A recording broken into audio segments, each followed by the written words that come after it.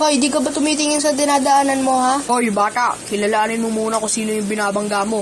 Mabilis uminit ang ulo ko, baka akala mo.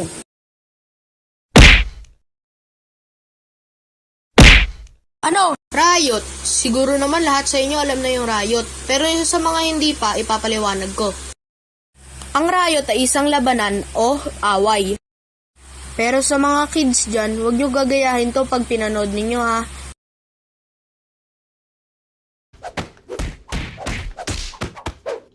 Dati sa school namin maraming riot at minsan pag inaaway ako, nakikisali ako doon. May 5 klase ang mga armas noon. Magsimula tayo sa masakit at pataas ng pataas ang sakit nito.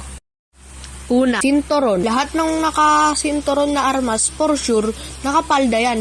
Kasi pag nagpantalon sila, mahuhulog lang ang pantalon nila dahil walang sinturon, maluwag. 'Di ba?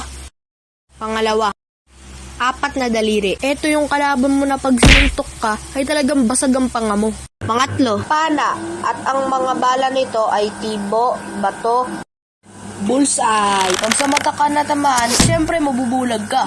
Pag sa ilong, syempre, dudugo, mahihilo ka. Pang-4, balisong.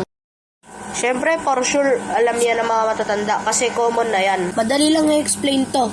Pag sinaksak ka, edi patay ka. Pang-5, delikado tong armas na to kasi ang sumpak parang maliit na baril o homemade na baril. Pag tinamaan ka, patay ka kagad.